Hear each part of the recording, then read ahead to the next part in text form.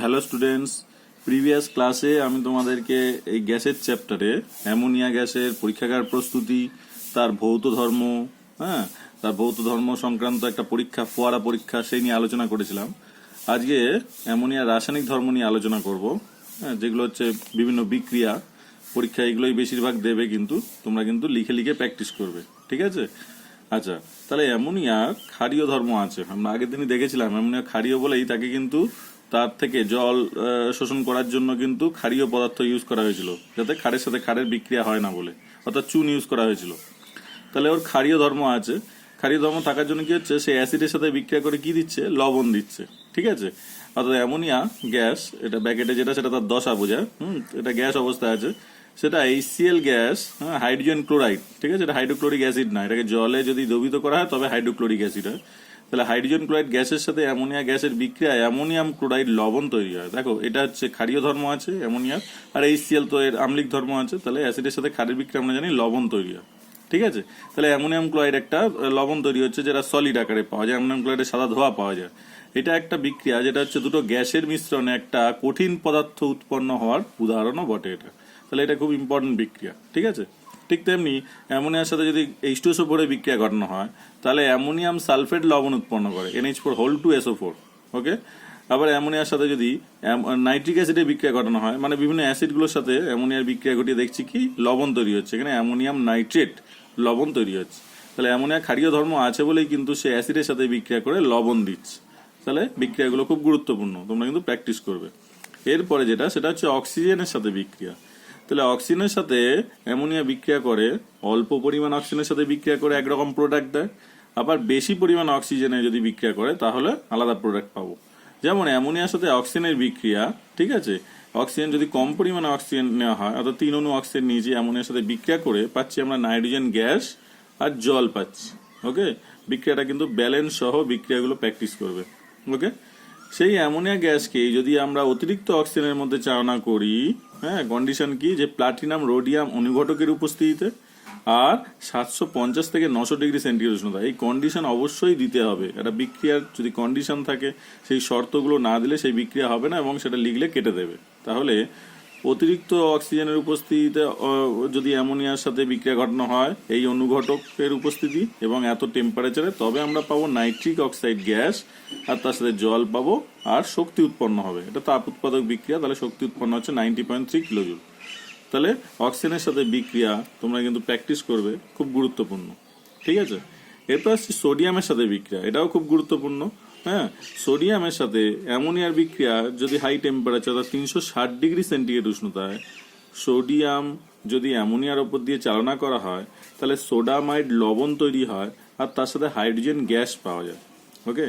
এই বিক্রিয়াটাই প্রমাণ করে যে অ্যামোনিয়ার মধ্যে হাইড্রোজেন আছে। দেখো, হাইড্রোজেন গ্যাস পাচ্ছি, অর্থাৎ এই গ্যাসটাকে গ্যাস জারে সংগ্রহ করে যদি সেই গ্যাস জারের ভেতর একটা পাটকাঠিকে, একটা জ্বলন্ত পাটকাঠি নিভিয়ে দেওয়ার পর যদি এর ভেতর ধরা হয়, দেখা যাবে যে কি, যে গ্যাসটা কিন্তু নীল শিখায় জ্বলে উঠছে। পাটকাঠিটা জ্বলছে না, কিন্তু সেই গ্যাসটা নীল শিখায় ওই গ্যাস জারের মুখে জ্বলছে। কেন? হাইড্রোজেন কি হয়, নিজে জ্বলে, হ্যাঁ, তাই এটা হাইড্রোজেন গ্যাস সেখান থেকে বোঝা যাবে। সেই যে সোডামাইড উৎপন্ন হলো সোডিয়ামের সাথে অ্যামোনিয়ার বিক্রিয়া হাই টেম্পারেচারে, সেই সোডামাইডকে যদি জলের উপস্থিতিতে, মানে অতিরিক্ত জলের চালনা করা হয়, সোডামাইডের সাথে জলের বিক্রিয়া সোডিয়াম হাইড্রোক্সাইড ক্ষার উৎপন্ন হবে, আর সেই অ্যামোনিয়া গ্যাসকে আবার ফিরে পাবো। যে অ্যামোনিয়া গ্যাস নিয়ে বিক্রিয়া শুরু হয়েছিল, সেই অ্যামোনিয়াকে আবার ফিরে পাওয়া যাবে যদি যেটা তৈরি হলো সোডামাইড, তাকে জলের সাথে পুনরায় বিক্রিয়া ঘটানো হয়, ওকে? তাহলে সোডিয়ামের সাথে বিক্রিয়া খুব ইম্পর্টেন্ট, দেখে রাখবে। এরপর দেখছি বিজারণ ধর্ম। অ্যামোনিয়ার বিজারণ ধর্ম আছে, সেটা কি করে বুঝবো, ঠিক আছে? কালো বর্ণের কিউপ্রিক অক্সাইডের উপর দিয়ে অ্যামোনিয়া চালনা করলে, ঠিক আছে, কিউপ্রিক অক্সাইডের সাথে অ্যামোনিয়ার বিক্রিয়া উত্তপ্ত করলে লাল বর্ণের ধাতব কপার উৎপন্ন হয়, নাইট্রোজেন গ্যাস তৈরি হচ্ছে, আর জল তৈরি হয়, ঠিক আছে? ব্যাকেটে এগুলো আমি কি বললাম, এগুলো দশা বোঝাচ্ছে। S মানে সলিড, G মানে গ্যাস, ওকে? তাহলে কিউপ্রিক অক্সাইডের সাথে অ্যামোনিয়ার বিক্রিয়া কপার তৈরি হচ্ছে। এই বিক্রিয়ায় কার জারণ কার বিজারণ হয়েছে দেখি। এটা ইলেকট্রনীয় মতবাদ অনুযায়ী দেখি। ধরো CuO, কিউপ্রিক অক্সাইড, এখানে অক্সিজেন, আমরা জানি অক্সিজেনের যোজ্যতা হচ্ছে 2, আর জারণ সংখ্যা হচ্ছে -2। কেন? অক্সিজেন হচ্ছে তড়িৎ ঋণাত্মক মৌল, অর্থাৎ ইলেকট্রন গ্রহণ করে, তাই -2। তাহলে 0 হওয়ার জন্য কপার কত হবে, +2। তাহলে এখানে কপার কিন্তু +2 অবস্থায় আছে, জারণ অবস্থায়। অ্যামোনিয়া কি হচ্ছে? হাইড্রোজেন, আমরা জানি হাইড্রোজেন তড়িৎ ধনাত্মক মৌল, হাইড্রোজেনের যোজ্যতা 1, জারণ সংখ্যা +1, কটা আছে? 3টে, তাহলে মাথার উপর কত হবে? +3। তাহলে পুরোটা 0 হতে গেলে নাইট্রোজেন কত হবে? -3। তাহলে এখানে নাইট্রোজেন -3 জারণ অবস্থায় আছে। ওকে, এবার বিক্রিয়ার পরে কি তৈরি হচ্ছে? কপার তৈরি হচ্ছে। কপার একটা ধাতু, সে একা আছে, হ্যাঁ, মুক্ত অবস্থায় আছে। মুক্ত অবস্থায় জারণ সংখ্যা 0 হয় আমরা জানি। তাহলে কপার 2 থেকে 0 হয়েছে, অর্থাৎ জারণ সংখ্যা কমেছে। জারণ সংখ্যা কমে কি করে? 2 থেকে 0 হয় কি করে? ইলেকট্রন নিয়ে। কটা ইলেকট্রন নিয়েছে? 2টো ইলেকট্রন নিয়ে। তাই এক্ষেত্রে ইলেকট্রন নিয়েছে বলে এই প্রসেসটা কিন্তু বিজারণ প্রসেস। সিইউ থেকে সিইউ এটা বিজারণ হয়েছে। এই বিজারণটা ঘটিয়েছে কে? অবশ্যই অ্যামোনিয়া। অ্যামোনিয়ার সাথে বিক্রিয়া না হলে এর বিজারণ হতো না। তাহলে অ্যামোনিয়া কি পদার্থ? বিজারক পদার্থ। অন্যদিকে অ্যামোনিয়া যার যে বিজারক পদার্থ তার নিজের কি হয়? তার নিজের জারণ হয়। দেখি, এই অ্যামোনিয়া NH3 যেখানে নাইট্রোজেন জারণ সংখ্যা -3 ছিল, সেখান থেকে বিক্রিয়ার পর তৈরি হচ্ছে নাইট্রোজেন গ্যাস। ঠিক আছে, নাইট্রোজেন গ্যাস, সেও মুক্ত অবস্থায় আছে, জারণ সংখ্যা 0। -3 থেকে 0 হয়েছে, তাহলে কি হচ্ছে? জারণ সংখ্যা বেড়েছে। জারণ সংখ্যা বাড়ে কখন? ইলেকট্রন সে যদি ছেড়ে দেয়। ইলেকট্রন ছাড়লে কি হয়? জারণ হয়। তাহলে অ্যামোনিয়ার জারণ হয়েছে। ঠিক আছে, যে বিজারক পদার্থ তার নিজের জারণ হয়েছে। এই জারণটা ঘটিয়েছে কে? Cupric oxide. তাই কিউপ্রিক অক্সাইড জারক পদার্থ। তাহলে অ্যামোনিয়া একে বিজারিত করছে। তাহলে অ্যামোনিয়া এখানে বিজারক পদার্থ হিসেবে কাজ করছে। ওকে, বোঝা গেছে নিশ্চয়ই। ঠিক একই রকম আরেকটা বিক্রিয়া আছে, লেড মনোক্সাইডের সাথে অ্যামোনিয়ার বিক্রিয়ায় ওই সাদা লেড পদক্ষেপ করে নাইট্রোজেন গ্যাস তৈরি আর জল তৈরি হচ্ছে। এখানেও ঠিক পিবি, যা জারণ সংখ্যা +2, ঠিক কপারের মতো। সেখান থেকে শুধুমাত্র লেড তৈরি হয়েছে, যা জারণ সংখ্যা 0। তাহলে +2 থেকে 0 হয়েছে, বিজারণ হয়েছে। কে ঘটিয়েছে? অ্যামোনিয়া। তাহলে অ্যামোনিয়া বিজারক পদার্থ। ঠিক একই রকম দুটো বিক্রিয়া উদাহরণ আছে। তোমরা কিন্তু বিজারণ ধর্মটা ভালো করে দেখবে এবং এর ব্যাখ্যাটাও ইলেকট্রনীয় মতবাদ অনুযায়ী দেবে। কি করে ইলেকট্রন ছাড়ছে নাকি ইলেকট্রন নিচ্ছে, সুতরাং জারণ না বিজারণ হচ্ছে সেটা বলবে। ঠিক আছে, আরেকটা বিক্রিয়া আছে যেটা তোমাদের এই নতুন বইয়ে নেই, পুরনো বইয়ে ছিল, সেটাও দেখে রাখবে। সেটা হচ্ছে ধাতব লবণের সাথে অ্যামোনিয়ার জলীয় দ্রবণের বিক্রিয়া। অ্যামোনিয়ার জলীয় দ্রবণ মানে অ্যামোনিয়াকে জলে গুললে কি পাওয়া যায়? আগের দিন দেখেছি কিন্তু অ্যামোনিয়ার সাথে জলের বিক্রিয়া অ্যামোনিয়াম হাইড্রোক্সাইড তৈরি হয়, যেটা কি আয়ন দেয়? OH- আয়ন দেয়। তাই তো অ্যামোনিয়া ক্ষারীয় পদার্থ বলেছিলাম। তাহলে ধাতব লবণ মানে আয়রনের একটা লবণ, ফেরিক ক্লোরাইড, যেটা হলুদ বর্ণের। ঠিক আছে, ধাতব লবণ ফেরিক ক্লোরাইডের জলীয় দ্রবণ, AQ মানে অ্যাকুয়াস জলীয় দ্রবণ। ফেরিক ক্লোরাইডের জলীয় দ্রবণের মধ্যে অ্যামোনিয়াম হাইড্রোক্সাইড চালনা করলাম, এটাও অ্যামোনিয়ার সাথে জলের বিক্রিয়া। এই অ্যাকুয়াস মানে কি? জলীয় মাধ্যমে অ্যামোনিয়াকে গোলা হয়েছে। বিক্রিয়ায় কি হচ্ছে? বাদামি বর্ণের ফেরিক হাইড্রোক্সাইডের অদক্ষেপ পড়ছে, তার সাথে অ্যামোনিয়াম ক্লোরাইড তৈরি হচ্ছে। অ্যামোনিয়াম ক্লোরাইড জলে গুলে আছে অ্যাকুয়াস অবস্থায়। ঠিক আছে, তাহলে ফেরিক ক্লোরাইডের সাথে অ্যামোনিয়াম হাইড্রোক্সাইডের বিক্রিয়া। এখানে কি হয়েছে? এখানে শুধু প্রতিস্থাপন হয়েছে। কোনটা? মূলকটা। দেখো, এই Cl মূলকটা এখানে চলে এসছে, আর OH মূলকটা এখানে চলে এসছে। মানে Fe এর সাথে OH জুড়ে গেছে, FeOH3, আর Clটা চলে এসছে অ্যামোনিয়ার সাথে, অ্যামোনিয়াম ক্লোরাইড তৈরি হচ্ছে। তাহলে ফেরিক লবণের সাথে অ্যামোনিয়াম হাইড্রোক্সাইডের বিক্রিয়া, ফেরিক হাইড্রোক্সাইডের বাদামি অদক্ষেপ তৈরি হচ্ছে। নিচে অ্যারো মানে অদক্ষেপ পাচ্ছে। একইভাবে অ্যালুমিনিয়াম ধাতুর তার লবণ অ্যালুমিনিয়াম ক্লোরাইড, তার সাথে অ্যামোনিয়াম হাইড্রোক্সাইডের বিক্রিয়ায় কি হচ্ছে? অ্যালুমিনিয়াম হাইড্রোক্সাইডের অদক্ষেপ করছে, যেটা সাদা অদক্ষেপ, আর তার সাথে অ্যামোনিয়াম ক্লোরাইডের জলীয় দ্রবণ পাওয়া যাচ্ছে। ওকে, একই রকম দুটো বিক্রিয়া। এখানে এফিরও জারণ সংখ্যা +3, অ্যালুমিনিয়ামের জারণ সংখ্যা +3, তাই বিক্রিয়া দুটো একই রকম। হ্যাঁ, তাহলে একটা পড়লেই আর একটা তোমরা পারবে, কারণ Fe দিয়ে পড়লে, আর যদি অ্যালুমিনিয়াম আসে তাহলে জাস্ট এফির জায়গায় L বসিয়ে দিলেই বিক্রিয়াটা হয়ে যাবে। তাহলে এইভাবে ধাতব লবণের সাথে অ্যামোনিয়ার জলীয় দ্রবণের বিক্রিয়া কি পাওয়া যাচ্ছে সেটাও দেখিয়ে দিলাম। তোমাদের নতুন বইয়ে নেই, কিন্তু তোমরা তবু দেখে রাখবে। ওকে, আচ্ছা, নেসলার বিকারক। নেসলার বিকারকটা কি? নেসলার বিকারক হচ্ছে পটাশিয়াম মার্কিউরিক আয়োডাইড, যেটাকে K2HgI4 বলা হয়, এটা হচ্ছে এর সংকেত, এর ক্ষারীয় দ্রবণ। ঠিক আছে, পটাশিয়াম মার্কিউরিক আয়োডাইডের ক্ষারীয় দ্রবণ, যার সাথে অ্যামোনিয়ার বিক্রিয়া হলুদ বর্ণের পদক্ষেপ পাওয়া যায়, সেই পটাশিয়াম মার্কিউরিক আয়োডাইডের ক্ষারীয় দ্রবণকেই বলা থাকে নেসলার বিকারক। এটা কিন্তু অ্যামোনিয়া শনাক্তকরণে লাগে। ঠিক আছে, তাহলে পটাশিয়াম মার্কিউরিক আয়োডাইড লাগে অ্যামোনিয়া শনাক্তকরণে। তাহলে অ্যামোনিয়া শনাক্তকরণ কিভাবে পাবো? মানে যে গ্যাসটা আমরা তৈরি করলাম সেটা যে অ্যামোনিয়া, কি করে বুঝবো?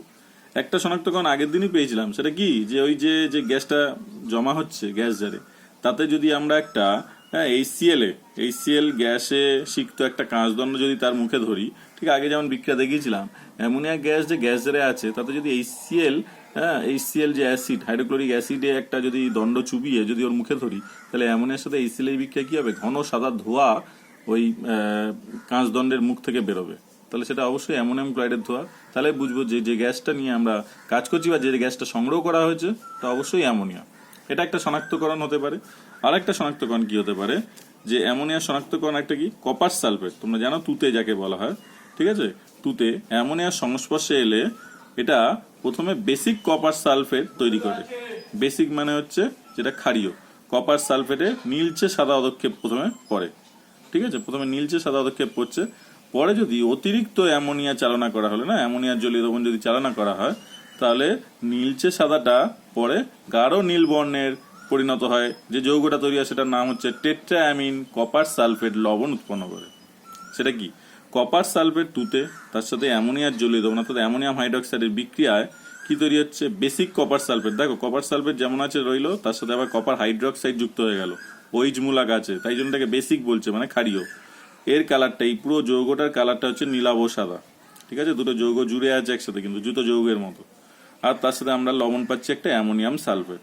ওকে, আচ্ছা, সেই যেটা তৈরি হলো না নীলাভ সাদা, তার মধ্যে যদি অতিরিক্ত অ্যামোনিয়া চালনা করি, অ্যামোনিয়াম হাইড্রোক্সাইড, তাহলে যেটা পাচ্ছি পুরোটাই নিয়েছি বেসিক কপার সালফেট, তার সাথে অ্যামোনিয়াম সালফেট, তার মধ্যে যদি অ্যামোনিয়া জলীয় দ্রবণ আবার চালনা করি, তাহলে যেটা পাচ্ছি সেইটা হচ্ছে ঘন নীল বর্ণের একটা যৌগ, সেটার নাম হচ্ছে টেট্রাঅ্যামিন। টেট্রাঅ্যামিন কেন, NH3 কে অ্যামিন বলা হয়, কটা আছে, চারটে, এবং তাই জন্য টেট্রাঅ্যামিন কপার সালফেট এই লবণটা তৈরি হচ্ছে, ঠিক আছে। আর এর ভালো নাম হচ্ছে টেট্রাঅ্যামিন কপার 2 সালফেট। কপার 2 কেন, কপার এখানে জারণ সংখ্যা +2, কেন বলতো, সালফেট -2, অ্যামোনিয়া জারণ সংখ্যা 0, তাহলে পুরোটা 0 হতে গেলে কপার অবশ্যই +2 হবে, তাই টেট্রাঅ্যামিন কপার 2 সালফেট এটা হচ্ছে এর নাম। এটার ঘন নীল আমরা পদক্ষেপ পাবো। তাহলে এ থেকে বোঝা যাচ্ছে কি, যে অবশ্যই যে যৌগটা নিয়ে কাজ হয়েছে, মানে কপার সালফেটের উপর দিয়ে যা চালনা করেছে সেটা অবশ্যই অ্যামোনিয়াই চালনা করা হয়েছে। তাহলে এটা অ্যামোনিয়ার শনাক্তকরণ বিক্রিয়া, খুব গুরুত্বপূর্ণ, ভালো করে কিন্তু বিক্রিয়াটা প্র্যাকটিস করবে, এটা বড় বিক্রিয়া একটা। ওকে, এরপরে আসছি আমি তরল অ্যামোনিয়ার ব্যবহার। তরল অ্যামোনিয়া ব্যবহার, এটা খুব ইম্পর্টেন্ট।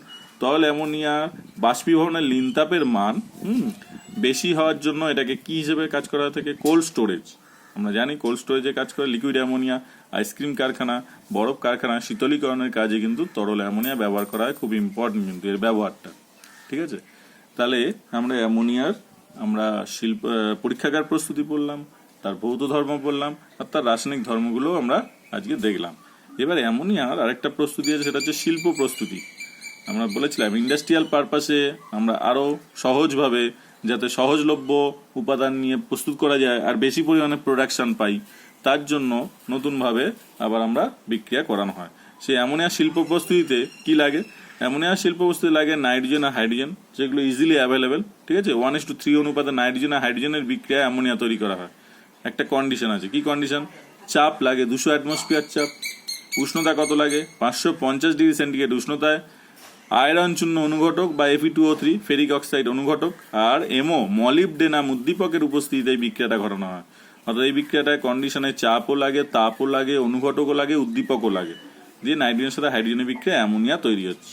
তাপ উৎপাদক বিক্রিয়া, তাই এত কিলোজুল তাপ উৎপন্ন হচ্ছে। ওকে, তাহলে এটা হচ্ছে শিল্প প্রস্তুতি। অ্যামোনিয়া শিল্প প্রস্তুতি বললে এই বিক্রিয়া দিতে হবে, আগের বিক্রিয়াটা দিলে হবে না, ঠিক আছে। তাহলে শিল্প কারখানায় এইভাবে অ্যামোনিয়া বেশি পরিমাণে পাওয়া যায়, ইজিলি অ্যাভেলেবেল যে আমরা উপাদান সেগুলো নিয়ে আমরা বিক্রিয়া ঘটাই। এবার ব্যবহার কি, অ্যামোনিয়ার যে লবণ, অ্যামোনিয়াম সালফেট, হ্যাঁ, অ্যামোনিয়াম নাইট্রেট, অ্যামোনিয়াম ফসফেট, এগুলো সার হিসেবে লাগে, ঠিক আছে। এগুলো কি নাইট্রোজেন ঘটিত অজৈব সার হিসেবে জমিতে ব্যবহার করা হয়। এগুলো হচ্ছে অজৈব সারের সংকেত। ওকে, সলভে পদ্ধতিতে সোডিয়াম কার্বনেট, এটা কি পদ্ধতি এগুলো তোমরা পরে পড়বে উঁচু ক্লাসে। সলভে পদ্ধতিতে সোডিয়াম কার্বনেট তৈরিতে লাগে, আর অসওয়াল্ট পদ্ধতিতে নাইট্রিক অ্যাসিড প্রস্তুতিতেও অ্যামোনিয়া লাগে। এগুলো বিভিন্ন বিজ্ঞানীর নাম অনুসারে এই পদ্ধতিগুলো আছে। এই পদ্ধতির সাহায্যে সোডিয়াম কার্বনেট, নাইট্রিক অ্যাসিড প্রস্তুত করা হয়। হ্যাঁ, নাইলন, টেরিলিন ইত্যাদি পলিমার তৈরি করতে অ্যামোনিয়া লাগে। TNT, টাইনাইট্রোটলুইন, টাইনাইট্রোটলুইনের সংক্ষেপে এটা একটু দেখে রেখো, এটা হচ্ছে একটা বেঞ্জিন রিং, যেখানে এই দ্বিবন্ধন আছে একটা ছাড়া ছাড়া, আর তার মাথার উপর CH3 আছে, আর CH3 পাশে NO2, একটা ছেড়ে NO2, একটা ছেড়ে NO2, মানে 3টে NO2 আছে, তাই ট্রাইনাইট্রো। আর বেঞ্জিনিং এর CH3 থাকলে তার নাম টলুইন হয়, তাই এর নাম ট্রাইনাইট্রোটলুইন। এটা কিন্তু বিস্ফোরক পথ। বা ডিনামাইট, হ্যাঁ, RDX, ডিনামাইট, যার সংকেতটা আমি দিয়েছি নাইট্রোগ্লিসারিন বলা হয়, O2N2CH2 3, একটু জাস্ট দেখে রাখবে ডিনামাইটের সংকেতটা। এই প্রস্তুতিতে লাগে। রং ঔষধ শিল্পে লাগে। ওকে, তেল চর্বি জাতীয় পদার্থ কাঁচ পরিষ্কার করতেও ব্যবহৃত হয়। তাহলে অ্যামোনিয়ার এত ব্যবহারগুলো তোমরা কিন্তু একটু দেখে রাখবে, ঠিক আছে, কারণ অ্যামোনিয়ার ব্যবহার পরীক্ষায় আসতে পারে। ওকে, এরপর আমরা যেটা পড়ছি সেটাও আছে বইতে, তোমরা দেখবে অ্যামোনিয়ার সাথেই যুক্ত, সেটা হচ্ছে ইউরিয়া। অ্যামোনিয়া থেকে কিভাবে ইউরিয়া পাওয়া যাচ্ছে, ইউরিয়ার শিল্প প্রস্তুতি আর ইউরিয়ার ব্যবহার, ঠিক আছে। তাহলে অ্যামোনিয়া অ্যাকুয়াস অবস্থা, অ্যামোনিয়ার জলীয় দ্রবণ, তার সাথে কার্বন ডাইঅক্সাইডের বিক্রিয়ায় হাই টেম্পারেচার 200 ডিগ্রি সেন্টিগ্রেড আর প্রেশার, কোথাও 150 অ্যাটমসফিয়ার আছে, কোথাও 200 অ্যাটমসফিয়ার আছে, 200 ডিগ্রি সেন্টিগ্রেড উষ্ণতা, 200 অ্যাটমসফিয়ার চাপে অ্যামোনিয়ার সাথে কার্বন ডাইঅক্সাইডের বিক্রিয়ায় প্রথমে তৈরি হয় অ্যামোনিয়াম কার্বামেট বলে একটা মাঝামাঝি একটা অবস্থা তৈরি হয়। সে অ্যামোনিয়াম কার্বামেট পরে সে সংযোজিত হয়ে ইউরিয়া ফর্ম করে থাকে। ইউরিয়ার সংকেত হচ্ছে CONH2 ওকে, তাহলে এটা হচ্ছে CONH2, এটাকে আমরা ভেঙে লিখেছি। তাহলে এটা হচ্ছে ইউরিয়া তৈরি হয়ে থাকে অ্যামোনিয়ার সাথে কার্বন ডাইঅক্সাইডের বিক্রিয়া হাই টেম্পারেচার এবং প্রেসারের উপস্থিতিতে।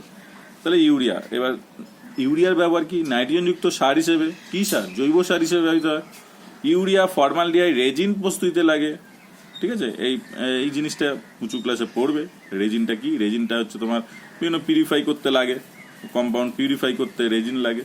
এর সংকেত এখানে একটা দিয়েছি C7H10N3O4Sb, দরকার নেই, জাস্ট এমনি লিখে দিয়েছি।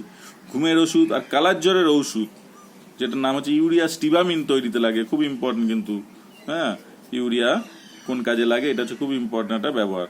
আর হাইড্রাজিন, যার সঙ্গে N2H4 শিল্প প্রস্তুতিতেও ইউরিয়া ব্যবহার করা হয়। তাহলে ইউরিয়ার ব্যবহারটাও ইম্পর্টেন্ট আছে, তার মধ্যে এটা খুব ইম্পর্টেন্ট। আর নাইট্রোজেন ঘটিত জৈব সার, ঠিক আছে, এখানে নাইট্রোজেনযুক্ত সার শুধু না, জৈব সার হিসেবে কিন্তু ইউরিয়া ব্যবহার করা হয়ে থাকে। তাহলে এগুলো ছিল নাইট্রোজেনযুক্ত জৈব সার ইউরিয়া, আর এগুলো হচ্ছে নাইট্রোজেনযুক্ত অজৈব সার। ওকে, খেয়াল থাকে যেন, এগুলো পরীক্ষায় দিলে, শর্ট প্রশ্ন দিলে যেন পারো। তাহলে ইউরিয়ার আমরা প্রস্তুতিও পড়লাম, অ্যামোনিয়া থেকে কি করে ইউরিয়া পাওয়া যাচ্ছে, কি কন্ডিশন অ্যাপ্লাই করে, আর ইউরিয়ার ব্যবহারও আমরা পড়লাম। তাহলে অ্যামোনিয়ার অংশটা পুরো শেষ হলো। অর্থাৎ অ্যামোনিয়ার পরীক্ষাগার প্রস্তুতি, কি ব্যবহার করা হয় তাকে শুষ্ক করতে, ভৌত ধর্ম কি, ফোয়ারা পরীক্ষার মাধ্যমে কি জানা যায়, আজকে পড়লাম তার রাসায়নিক ধর্ম কি, বিভিন্ন বিক্রিয়াগুলো পড়লাম, তারপর তার শনাক্তকরণ পড়লাম। অ্যামোনিয়া কিভাবে শিল্পের প্রয়োজনে কিভাবে অ্যামোনিয়া প্রস্তুত করা হয়, সেই অ্যামোনিয়া শিল্প প্রস্তুতি পড়লাম, অ্যামোনিয়ার ব্যবহার পড়লাম, আর ইউরিয়া, অ্যামোনিয়া থেকে কিভাবে ইউরিয়া পাওয়া যায় তার ব্যবহার পড়লাম। তোমরা ভালো করে এটা পড়বে, আমি ছবিগুলো দেবো, নোটস আকারে লিখে রাখবে, খুব গুরুত্বপূর্ণ, ঠিক আছে। আর আমি পরের প্রশ্ন দেবো, সেগুলোর উত্তরও কিন্তু তোমরা তৈরি করে আমাকে দেখাবে। ওকে।